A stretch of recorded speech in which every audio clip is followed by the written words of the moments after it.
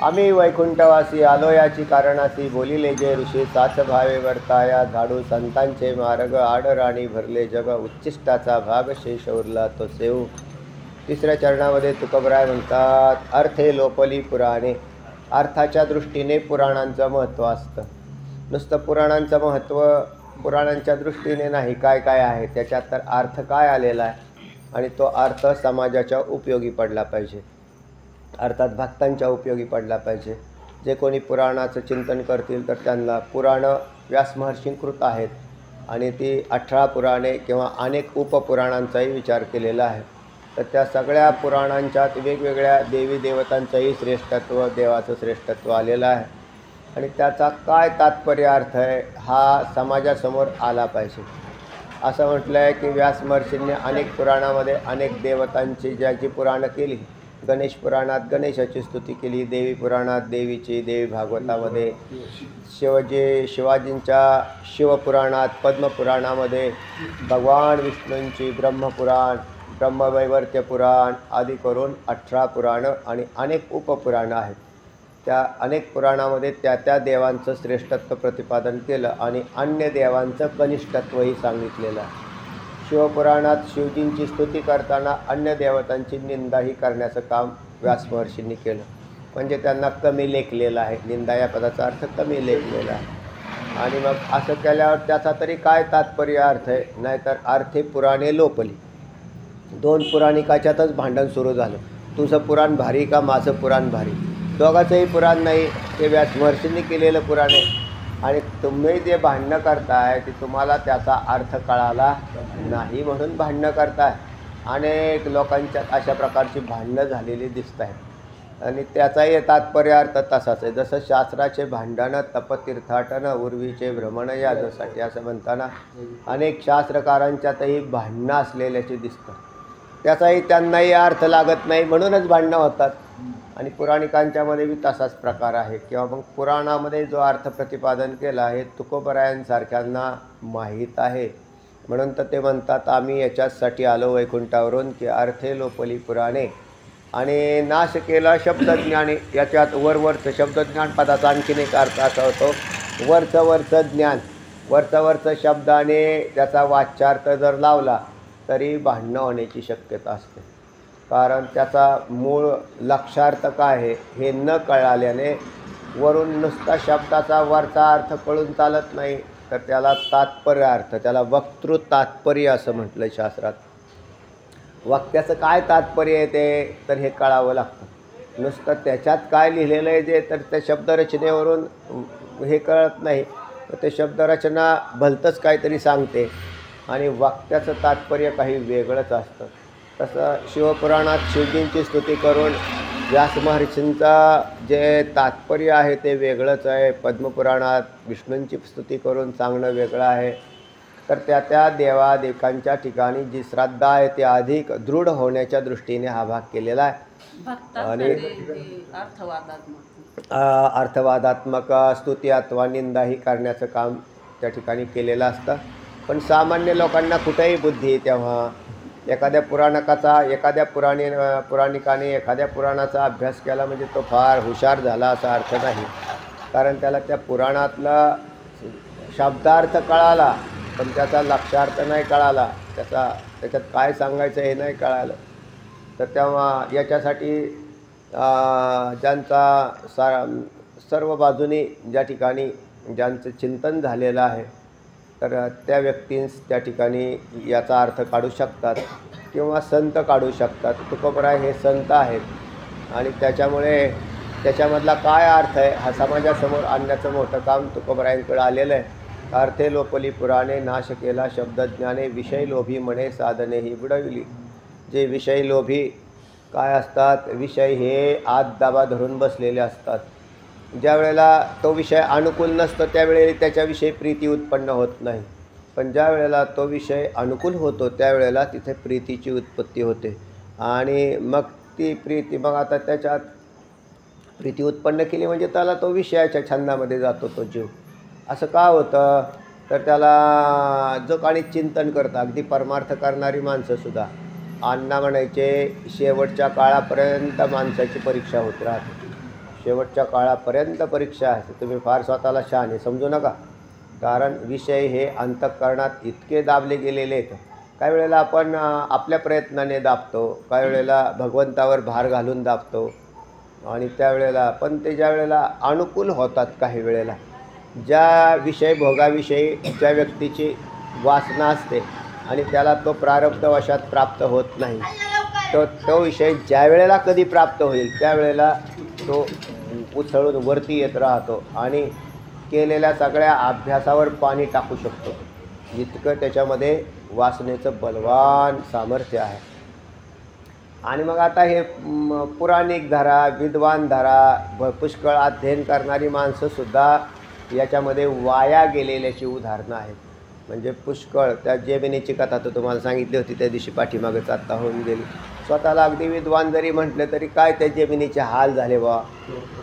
पाठीमागे सांगितली ना तुम्हाला, आत्ता एवढ्यात होऊन गेली. हां, दाढीचा व्यास महर्षींची परीक्षा घेतली त्यांची, तर जेमिनी म्हटली इतकी सोपी गोष्ट नाही. लोकांना असं वाटतं की परमार्थ म्हणजे फारच सोपा आहे बा.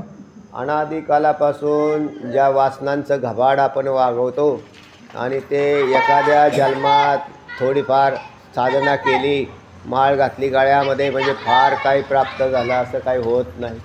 म्हणजे आपली साधना आणि त्याला जेवढं काम आहे त्या साधनेकडून करून घ्यायचं, ते काम फार मोठं आहे आणि साधना फारच अल्प आहे. बहुतेक लोक आहेत ते तर अधिक अल्प साधना करतात आणि अधिक वासनांचा पसारा मांडताना दिसतात आजसुद्धा. म्हणजे जेवढे काही पारमार्थिक दिसत आहेत ना, याच्यामध्ये फार असे अल्प पारमार्थिक आहेत की जे स्वतःच्या वासनेला जपताना दिसत आहेत किंवा त्याच्यावरती नियंत्रण, संयमन, इंद्रियांचा क्षय वासनेचा करण्याचं हे काम करणं म्हणजे साधारण काम नाही, तर फार मोठं काम आहे. तसं ज्ञान सोपं आहे, पण हे मोठं काम आहे. कारण सगळ्यात मोठं काम ज्या प्रतिबंध कोणता असेल तर तो इंद्रियांचा आहे.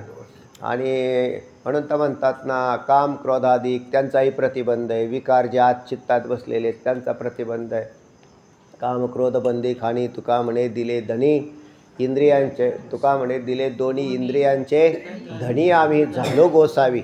आता जो कोणी असा गोसावी होईल त्याच्या दृष्टीने आत्मा हा प्रत्यक्ष होईल. बरं, तोपर्यंत काय होणार नाही. म्हणून शब्दज्ञानाच्या द्वारे असे जे आपल्याला वाटतं की झालं बा प्रत्यक्ष, झालं प्रत्यक्ष, तरीसुद्धा या वासनांच्या पुढं ते टिकत नाही. म्हणजे ते जसा फार मोठा सोसाट्याचा वारा असावा आणि त्याच्यात दीप लावण्याचा प्रयत्न करावा, तर हे अशक्यप्राय गोष्ट असते. आता तुमच्याकडे सामग्री बी आहे, तेल फील दिवा वात सगळं काड्यापेटी, पण लावल कसं काय हा प्रश्न. पेटलच कशी ज्योत, कारण तिथे काय वारा जो आहे ना. तर म्हणून हा जो विषयांचा वारा जो आहे तो पंडिताला आत्मज्योत पेटू देत नाही. तो पंडित झाला, शब्दपाठ केलं, सगळं पाठ केलं, फार फार सगळ्या वेदाच्या स्तुत्या श्रुत्या सगळ्या पाठ केल्या. वेदाच्या श्रुत्या पाठ केल्या तर बुद्धिमत्तेच्या जोरावर करताल तुम्ही. बुद्धीच्या जोरावर फार काय करता येतं, आणि पण बुद्धीच्या जोरावरती करणं वेगळं आणि मनाचं संयमन, बुद्धीचं नियंत्रण आणि वासनेचा क्षय हे काही स्वतंत्र गोष्टी आहेत. आणि त्याच्यामुळे साधारण लोकाला अशा प्रकारची समज होऊन जाते की मी ब्रह्मव्यक्त आहे, तत्वव्यक्त आहे, आमका ज्ञानी झालेलो आहे, फलाना झालेलो आहे, आता आम्ही म्हणजे पोचल्यातच जमाय.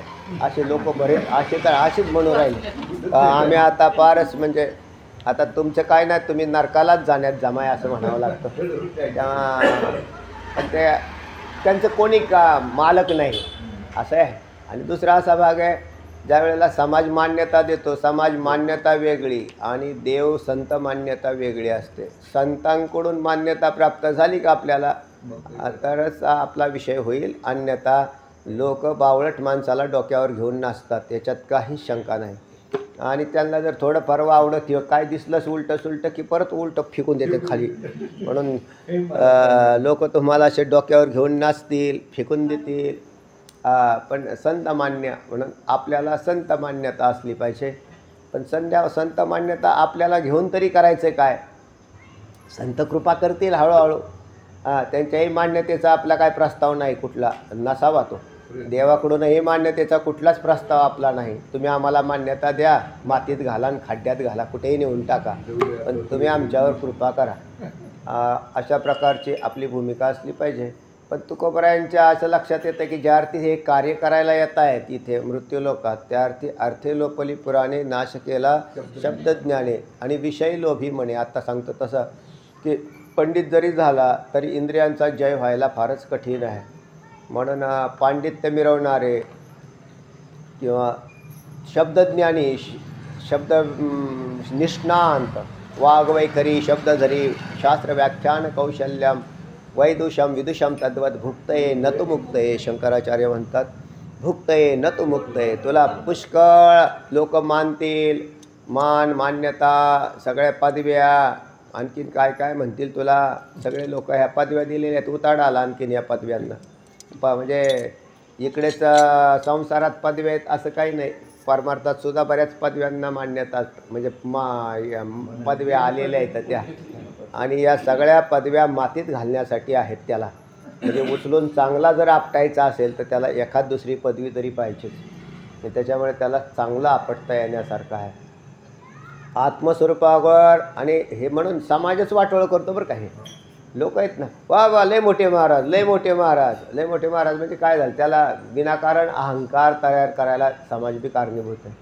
अगदीच्या ते लहान लहान पोरं कीर्तनं करतात की हे बावळट मोठे लोक तिथं जाऊन डोके आपटायला लागतात त्याच्या चरणावर. त्याला मातीत घालायचं का नाही ह्याला, तर त्याला काय कळत नाही वळत नाही. हे बावळट छाप तिथे जाऊन डोके आपटायला लागले आणि ते त्याच्यामुळे ते म्हणतो. मग तिथं असंच उभं राहिलं. ते म्हणते पाया माझ्या पाया पडा. त्याला बोलता सुद्धा येईना काय आणखी असं ते आता त्याला ते काय करेल ते तरी विचार, कारण त्याला माहीत नाही की हे लोक काय करतात, आम्हाला माहीत नाही. तर त्याला असं तसे म्हणून पाठांतर बुद्धीच्या जोरावरती होतात, पण मोक्ष हा बुद्धीच्या जोरावर होत नाही. तर त्या वासनांचा नाश झाल्यानंतर बुद्धीच्या जोरावर होत नाही. म्हणजे पूर्णतः मल गेल्यानंतर, विक्षेप गेल्यानंतरच तिथे पुढे बुद्धीचा शिरकाव तत्त्वज्ञानाच्या ठिकाणी होतो. वासना प्रधान असणाऱ्या पुरुषाचा हा विषय नाही, त्याला पुढच्या जन्मात जावं.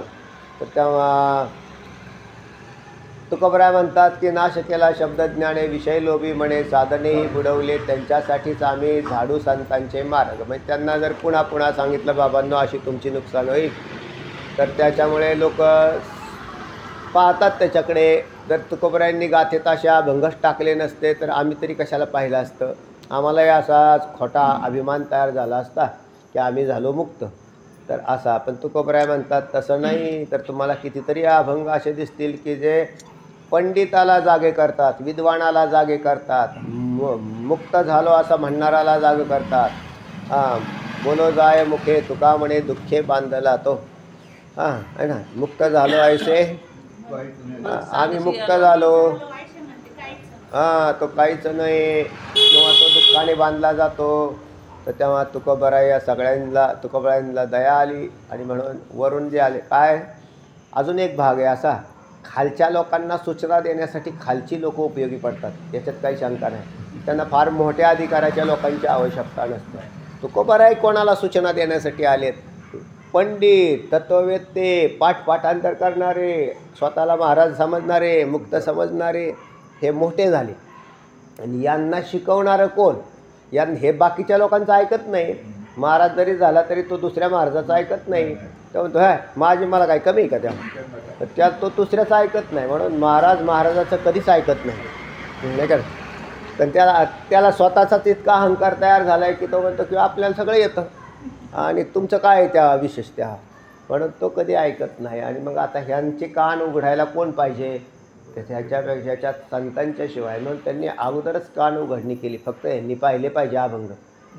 जे कोण स्वतःला काय मानतो ना, आपण गाथेला असे समोर ठेवावं आणि गाथेच्या चौकटीत आपण बसतोय का हे आपणच पाहावं. म्हणजे मग आपल्याला कळून येईल की आपला अधिकार कुठं आहे, आपण कुठं आहोत, आपल्याला काय करणं बाकी आहे अजून. तर तेव्हा तुकोबराय याच्यासाठीच आले. अर्थे लोपली पुराणे नाश केला शब्दज्ञाने विषय लोभी म्हणे साधनेही बुडवली. सामान्य माणसं साधनं बुडवत नाही, तर विषय लोभी असलेले शिक्षित साधनांचा नाश करतात.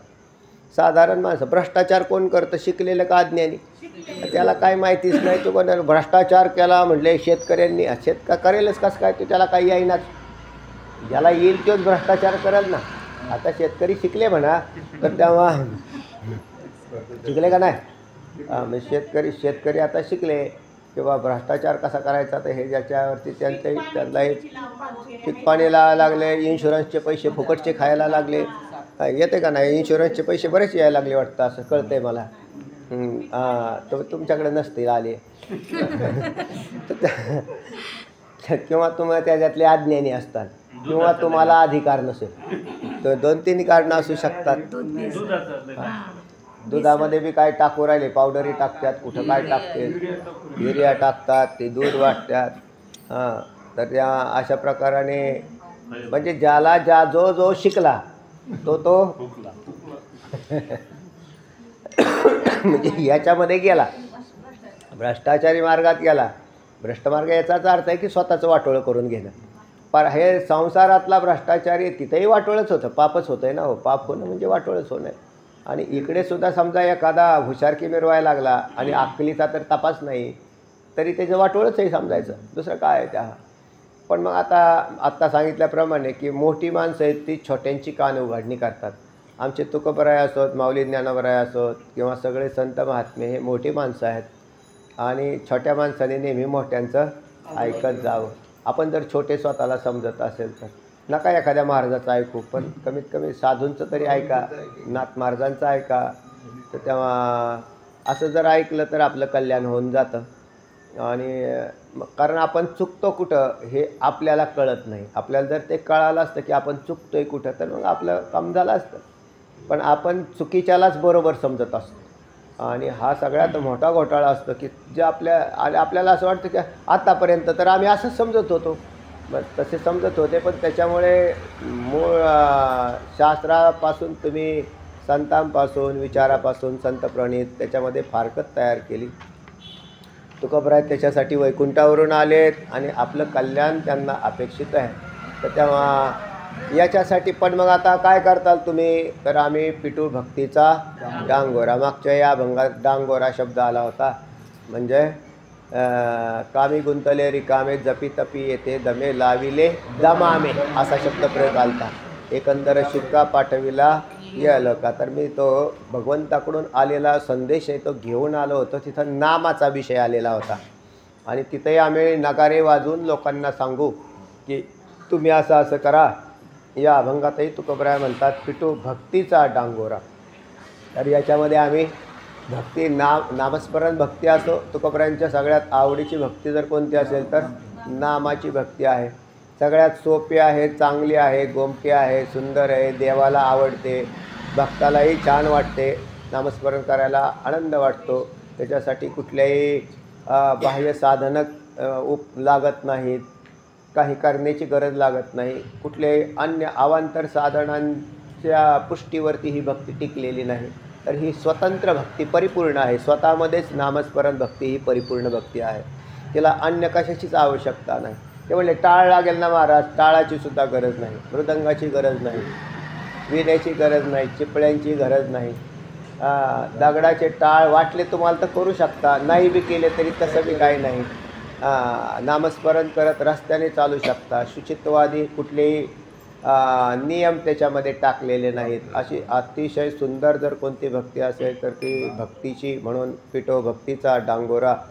आणि काळानुसार जसं प्रत्येक काल हा मलिन होत चाललेला आहे. म्हणजे कृतयुगापेक्षा त्रेतायुग मलिन झालं, त्रेतापेक्षा द्वापार मलिन झालं, त्याच्याहीपेक्षा कलियुग मलिन होत गेलं. म्हणजे मालिन्य युगानुयुगे वाढत चाललेलं आहे. आणि त्या काळात कसलंही मालिन्य असेल तरी जी भक्ती करता येते तिचं नाव नामस्मरण भक्ती असं आहे. की कसलंही मालिन्य येऊ, एक भक्ती शिल्लक राहील जगात शेष, आणि ती आहे नामस्मरण भक्ती. अन्य भक्ती या त्या काळाबरोबर ती फळ प्राप्त करून देणार नाहीत, लोपणार नाही, लोप नाही होणार त्यांचा, पण फलप्राप्ती करू देत नाहीत. आणि नामस्मरण ही भक्ती जी आहे ती भक्ती आहे ते का विशेष करून कलियुगामध्ये अधिक प्रभावी ठरली. म्हणून कलियुगा माझी करावे कीर्तन, तेने नारायण देईल भेटी. तुकोबराय म्हणतात कीर्तन चांग होय अंग हरिरूप. तेव्हा या नामस्मरण भक्तीच्याद्वारे तुकोबरायांच्या आवडीची भक्ती आहे ती त्यांनी युगानुयुग केली आणि युगानुयुग भक्ती करत आले आपण स्वतःही केली आणि दुसऱ्यांनाही तीच भक्ती सांगितली असे तुकोबर आहे. तर तेव्हा लोकांना सांगताना दुसरं नक्कीच साधन सांगणार नाही. त्यांच्या आवडीचं जर साधन कोणतं असेल तर नामस्मरण भक्तीचं आहे. त्यांनी स्वतः अंगीकार केला आणि दुसऱ्यालाही सांगितलं. कलियुगातही त्याच्यासाठी खास अवतार घेतला, पिटू भक्तीचा डांगोरा. राहिलेला विषय नंतर पाहू. हरी आम्ही वैकुंठवासी आलो याची कारणासी बोलिले जे ऋषी साच भावे वर्ताया. झाडू संतांचे मार्ग आडराणी भरले जग उच्चिष्टाचा भाग शेष उरला तो सेऊ. तुकोबराय म्हणतात आम्ही वैकुंठामध्ये राहणारे त्या ठिकाणी वस्ती करणारे, परंतु भगवंताच्या आदेशानुसार त्यांचंच पत्र घेऊन खाली येतो आणि मग भगवंताच्या मनोगताप्रमाणे आम्हाला वागावं लागतं. आम्ही तसे त्यांच्या कामासाठी आल्यावरती आम्ही पूर्ण स्वातंत्र्यात आहोत असं नाही. तर आम्हाला जो काम करणारा मनुष्य असतो तो पराधीनच असतो, कारण जसं मालकाने काम सांगितलं तसं त्याला करावं लागतं. तर अशाच प्रकारे आम्ही एका आमच्या श्रेष्ठ मालकाचं काम घेऊन आलेलो आहे. आणि कोणतं म्हणताल तर संतांचे मार्ग झाडण्याचं काम आमच्याकडं आलं आहे. किंवा जे संप्रदाय पूर्वीच चालू होते, ऋषीमुनींनी जी काय वचनं बोललेली होती त्या ऋषीमुनींची वचनं साच भावे वर्ताया. ऋषीमुनींची वचने साच म्हणजे श्रद्धेने आणि वर्ताया म्हणजे क्रियेने, म्हणजे आचरण करून आम्ही काय करणार आहे ती सांगणार आहे. कोणाला तर समाजाला सांगणार, कारण समाज हा त्या मार्गावरून चालण्यासाठी हे मार्ग तयार केलेले असतात. संतांनी मार्ग तयार केले. मार्ग करणारे जरी संत असतील तरी मार्गावर चालणारे असंत असतात. कारण संत जर मार्गावर चालले त्यांचा थोडाच उद्धार करून घ्यायचा आहे, त्यांचा झालेला आहे. म्हणून त्या मार्गावरून चालणारी लोक ही असंत असतात, म्हणजे संत नसतात. आणि संत नसतात म्हणून मार्गावरती धूळ गलिच्छपणा हा येत असतो, म्हणून झाडू. कारण जे पुष्कळ आपल्या दिंडीतसुद्धा चालणाऱ्या लोकांनासुद्धा हे सांगावं लागतं का ते बाबांनो नीट चाला, मागं जाऊ नका, पुढे जाऊ नका. जे साधी दिंडी जरी चालवायची जरी झाली तरी मग त्यांना त्याच्यात ठेवावं लागतं. त्याच्यात नंतर गलिच्छपणा करू नका. जिथे तुम्ही मुक्कामाला थांबता तिथेच तुम्ही घाण करता, हे वारकऱ्याला सांगावं लागतं. हे विशेष आहे बरं का. म्हणजे त्याला मग त्याच्या घरामध्ये अशीच घाण करतो का तो? नाही, घरामध्ये नाही करत, पण मग तिथं बाहेर गेल्यावर कसाही वागायला सुरुवात करतो. कारण त्याच्या आतमध्ये असणारी जी गलिच्छ वृत्ती आहे ती त्या ठिकाणी बाहेर पडताना दिसते. आता त्यात काय चांगली मी स्वतः पाहिलं त्या व्यक्तींना, पण ते सांगू शकत नाही. तर असे काही व्यक्ती गलिच्छ वागणारे राहतात. आणि मग म्हणजे चांगले ज्यांना तुम्ही चांगले म्हणता आणि पण ते असे राहतात. आता काय करावं? आणि मग त्यांना सांगावं लागतं असं करा नीट. मग आता त्याच्यामध्ये दुसरं काय करणार आहे? सांगूनच मार्ग झाडावा लागतो ना. दिंडीमध्ये बी चालणाऱ्याला सांगून सूचना द्याव्या लागतात की असं नका करू, पुढे नका पळून जाऊ, पुढे गेल्यावर भजन राहणार नाही, नुसतेच दिंडीला आले का, एक भाकरी खायला आले का. तर तसाच प्रकार संप्रदायाच्या बाबतीतही होतो. जे चालणारे असतात ते असंत, त्यांच्यासाठी मार्ग तयार करावा लागतो. नाही तर त्यांना मार्ग तयार करून द्यायचे, कारण त्यांना माहीत नाही.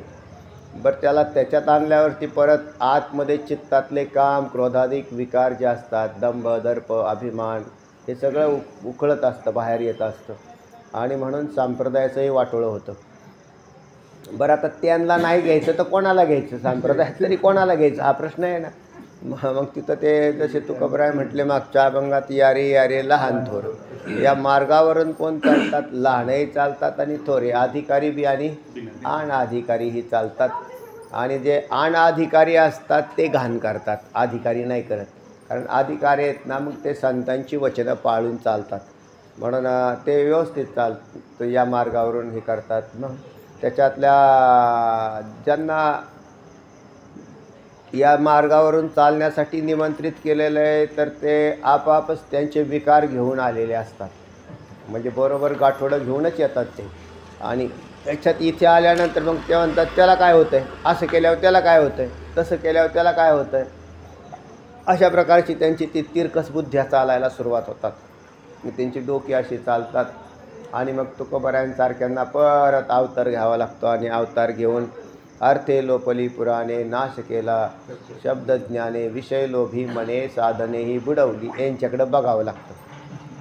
म्हणजे त्यांनी जे तिथं त्याला पर्याय नाही असं आहे ना, कठोर शब्दात त्यांचं खंडन करणं. म्हणून तीक्ष्ण उत्तर देतो, तीक्ष्ण उत्तरे असं तुकोबराय म्हणतात. आम्ही ते बोलताना मागं पुढंच नाही पाहणार तो कोण आहे आणि कोण नाही. असे का तिखट उत्तरं दिली त्यांनी, तर तिखट उत्तरं दिल्याशिवाय लोकांना ते कळणार नाही. चुकीचा काहीतरी पायंडा पाडले जातात आणि मग ते कोण पाडतं, तर हे चुकीचेच लोक पायंडा पाडतात जे त्या संप्रदायात आता पुष्कळ काळापासून हे संप्रदाय चालू आहेत. त्या अनादिकालापासूनचे संप्रदाय त्या दिवशी सांगितलं होतं. संप्रदायाची जी आहे भूमिका ती अनादी असली पाहिजे, वेदप्रणीत असली पाहिजे, संतमान्य भगवंतापासून आलेली अशी जर आणि त्याला फलही पाहिजे. त्याला फलरहित तर मग उपयोगच नाही. तर या सगळ्या गोष्टींनी जो संप्रदाय बनतो तो संप्रदाय संतांनी बोधित केलेला असा, तर हा मग याच्यावरती मात्र त्याच्यात चालणारे वावरणारी जी मंडळी तीच कोणी घाण करतात आणि ती घाण झाडण्यासाठी येतात. पुराण ज्या संप्रदायाचा आधार आहे, वेद हा ज्याचा आधार आहे किंवा जे वाङ्मय शास्त्र याचा आधार असतं, पण त्याच्यातच बऱ्याचशा वेळेला मतांतरं निर्माण होतात. आणि काही जे पांडित्य मिळवणारे शब्दपंडित हे काय करतात, त्याच्या चुकीचा अर्थ लावतात आणि चुकीच्या अर्थामुळे त्याचा अर्थाचाच लोप होऊन जातो, मुख्य अर्थाचा लोप होतो. तो दुरुस्त करण्यासाठी आम्ही आलो. तुकोबराय म्हणतात अर्थे लोपली पुराणे नाश केला शब्दज्ञाने. तर त्या शब्दाचं ज्ञान आणि वास्तव ज्ञान याच्यात फरक आहे. अनुभवजन्य ज्ञान जे आहे ते ब्रह्म हे शब्दाच्या कोटीत येतच नाही प्रकारामध्ये, किंवा मुख्य चैतन्य स्वरूप परमात्मा याला शब्दात आणलाच जात नाही. शब्दाशिवाय सांगता येत नाही, पण शब्दामध्ये तो येत नाही. मग ते शब्द असे उलटे सुलटे फिरवून किंवा त्या शब्दांच्याद्वारे पांडित्याचा अभिमान मिळवून लोकांच्यामध्ये त्याच्या पदच्युत होऊ शकतात लोक. त्यांच्यामुळे अशी अवस्था समाजात होते. त्या काळात साधू संत येऊन पुन्हा जसा आहे त्या पद्धतीची पुन्हा त्या संप्रदायाची घडी बसवण्याचं काम करतात. तेव्हा अर्थे लोपली पुराणे नाश केला शब्दज्ञाने विषय लोभी मने. अर्थात लोभी लंपट असे जे विषयी माणसं जे आहेत ते सुद्धा संप्रदायात असतातच. बरं, त्यांच्या पूर्वपुण्याने थोडंफार त्यांना कळतं, ज्ञानसुद्धा होतं, पण विषय लोभाची तीव्र ओढ असल्या कारणाने ते त्या संप्रदायाचंही वाटोळं करतात. परत लोक म्हणतात का हो तुमच्या संप्रदायात असे का हो लोक, तर त्याला कारणीभूत म्हणजे अशी का लोक, तर त्याला एक तर त्यांना या संप्रदायात घेतलं आणलं, तर हे काय संप्रदायाने त्यांच्यावर उपकार केलेला असतो. वास्तविक पाहता अपकार नाही केलेला, परंतु त्यांनी त्यांच्या प्रकारच्या जे गुण धारण केलेले असतात आणि विचार, त्याच्यामुळे ते संप्रदायाचं सुद्धा वाटोळ करतात. आणि मग काही वेळेला कलंक लागतो त्यांना. मग सांगावं लागतं आता आम्ही सगळ्यांनाच घेतो ना हो, म्हणून सगळ्यांना घेतो म्हणजे जे बिगर सुधारलेले तेच संप्रदायात सुधारण्यासाठी आणलेले असतात ना. म्हणून सुधारलेलेच आणले तर संप्रदाय काय राहिला मग तुमचा. म्हणून ज्यांच्यामध्ये बदल घडण्याची शक्यता आहे, बदल घडणार आहेत, पण मग त्यांचे दुर्गुण मात्र संप्रदायाला झेलावे लागतात आणि मग काही वेळेला बदनामीसुद्धा सहन करावी लागते. पण तुकोबरायांसारखे पुन्हा अवतार घेतात आणि पुन्हा त्याचं आलेलं मालिन्य नष्ट करून पुन्हा संप्रदायात एक विशेष प्रकारची प्रेरणा निर्माण करतात आणि मग ते पुन्हा चालू होत जातो. तर असं हे युगानुयुग घडत चाललेलं आहे, येत चाललेलं आहे, होत चाललेलं आहे. तुकोबराय म्हणतात म्हणून आम्ही काय करतो, हेही काम करतो आणि दुसरं आहे नुसतं संप्रदायाची सुधारणा करतो असं नाही, तर खरी संप्रदायाची सुधारणा त्याच्यातल्या साधनाच्या द्वारे होते. म्हणून पिटू भक्तीचा डांगोरा. त्याच्यामध्ये जे साधन दिलेलं आहे ते साधन सांगावं लागेल ना. तुम्ही नुसत्याच दुरुस्त्या काय करत राहिल्या तर जो काळाला सुद्धा दरारा बसेल असं जे नाम ते आम्ही या भक्तीच्या माध्यमातून पिटू. याचा अर्थ सगळा डांगोरा वाजवून लोकांच्यापर्यंत घेऊन जाऊ. आणि हे सांप्रदायिक साधन आम्ही आणि विशेष करून भक्तीचं साधन वारकरी संप्रदायाने दिलं. म्हणून तुकोबाराय बोलताना वारकरी संप्रदायाविषयीच बोलतात असं याच्यातून लक्षात येतं आहे. कारण अन्य संप्रदायापेक्षा वारकरी संप्रदायामध्ये भक्तीचा जास्त प्रसार आहे.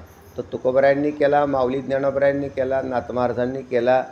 आणि ज्याचा पाया माऊली ज्ञानोबारायांनी घातला ते काया वाचा म्हणे जेवे सर्वस्वे उदार बाप रुक्मा देवर पंढरीचा वारी कर. बाप रुक्मा देवर काया वाचा म्हणे जेवे सर्वस्वे उदार बाप रुक्मा देवर पंढरीचा वारी कर, काहीतरी एक पद आहे ते. तेव्हा आहे ना, ज्ञानदेव रचल्या पाया उभारिले देवाला. बरोबर आहे. तर तेव्हा हा वारी करणारा वारकरी, तर तो वारकरी हा वास्तविक श्रेष्ठ आहे. असं आहे, मोठ्या पदावर निहून बसवलं पण दुर्गुण असल्या कारणाने ते दुर्गुण बाहेर येतातच. याचं समाजाला माहिती येते की जसे याच्यामध्ये सुद्धा संसारात सुद्धा मोठी मोठी पदं आहेत आणि त्या पदावर बसणारी शेवटी लोकच असतात, कोणते तरी लोक असतात. पण त्या लोकांच्या आंतरिक वृत्तीमध्ये जर दुर्गुण असतील तर त्या पदावर बसल्यानंतर त्या पदाचा ते गैरवापर करतात. अगदी तसाच प्रकार संप्रदायामध्ये सुद्धा होऊन जातं की इकडे आल्यावरती सुद्धा ते काय करतात, त्याचा गैरवापर सुरू होतो आणि मग त्या संप्रदायाची बंबाबंब होते. तुकोबाराय म्हणतात आता सांगणारे जसे आहेत, नामस्मरण करा पिटू भक्तीचा डांगोरा. याच्यात तुकोबारायांनी स्वतः नामस्मरण केलं आणि मग ते लोकांना सांगितलं. आधी स्वतः करावं आणि मग ते लोकांना सांगावं असा नियम आहे. पण आज अशी अवस्था झाली बंबाबंब, महाराज लोकांचे हरिपाठसुद्धा पाठ नाहीत, नामस्मरण तर करत नाहीतच नाही. लोकांना म्हणतात नामस्मरण करा आणि स्वतः काही करत नाहीत. काय त्यांचं रेकॉर्ड सगळं चेक करायला पाहिजे की दिवसभर काय करतात, तर त्याचं त्या लक्षात येऊन जाईल की काही करत नाही. फार झालं तर कीर्तन सांगायचं म्हणून 2-4 टिपणं काढत असतील आणि इकडचे तिकडले दृष्टांत गोळा करायचे 4-2 आणि असे हाणायचे सांगायचे. काय त्याचा तारतम्य भाव नाही, काहीच नाही. तर अशा प्रकारचा घोटाळा झाला. काय करत असेल बरं हा माणूस? तर त्याच्यापेक्षा एखादा कष्टकरी मनुष्य फार चांगला, जो शेती करतो, त्याची उपजीविका करतो आणि त्याच्यात काय घेत असेल देवाचं नाव भरपूर झालं तर तो हा चांगला. पण हे असे काही विचित्र प्राणी तयार झालेत आणि हे संप्रदायातलेच आहेत ना. ते म्हणले ते तर फार मोठे येतं, असे येतं. नामस्मरण करत नसेल तर काही नाही, त्याला काळ धोपटत नेईल. तुकोबाराय म्हणतात आणि असं प्रत्यक्ष नाही होताना दिसत, म्हणजे प्रत्यक्ष असं दिसायला पाहिजे होतं. संप्रदायामध्ये आहेत आणि त्या महाराजालाच धोपटत नेलं बा. तर त्यावेळेला ते लोक ऐकायला सुरुवात, महाराज व्हायचं बंद करून टाकतील. ते म्हणजे नको हे भानगडीत पडा. कारण काय, तिथं काळ मरायच्या वेळेला आल्यावर त्याने असं धोपटत न्यायला पाहिजे. म्हणजे मग काहीतरी आपल्याला हे दिसेल. पण तसं हे होत नाही, दिसत नाही. म्हणून याच्यामध्ये जास्त एंट्री झालेली अशी दिसते लोकांची. पण असं लक्षात आल्या किंवा जे नामस्मरण करतात त्याचा किती आदर केला जातो हे मृत्यूच्या काळाला प्रत्यक्ष दिसाय पाहिजे. थोडं काही का व्हायला असं जर दिसलं तरी लोकांची प्रवृत्ती काय होईल, तर म्हणजे ते वाईट कर्म आहेत ना त्याच्यापासून परावृत्त होतील. पण ते देवाने एक स्ट्रक्चरच असं केलं आहे की ते मरण्याच्या वेळेला दिसणार नाही, जन्माच्या वेळेला दिसणार नाही आणि कार्य तर त्याच्यावरच आधारित आहे. म्हणजे कारण त्यांनी केलेल्या कर्मावरच सगळं चक्र आधारित आहे. पण ते त्यावेळेला प्रत्यक्ष दिसत नाही. चोरी करताना जर देवानेच पकडून दिला असता तर काम सोपं झालं असतं का नाही? पण तसं नाही होताना दिसत. कारण चोर तर बिनधास्त चोरी करून निघून जातो आहे आणि शिवाय तो लोकांना सांगतो कोण पाहत आहे आपल्याकडे, असा प्रकारे. आणि म्हणून त्याला त्याचं ज्ञान होत नाही. तुकोबाराय म्हणतात आम्ही भक्ती करू आणि लोकांनाही भक्ती सांगू. पिटू भक्तीचा डांगोरा. कळी काळासी दरारा, ज्यामुळे काळसुद्धा घाबरतो, ती भक्तीचा डांगोरा आम्ही पिटू आणि लोकांना काळाच्या तावडीतून सोडवू. कशाच्याद्वारे? नामाच्याद्वारे. कारण काळावरती नामधारकावरती काळाची सत्ता चालत नाही.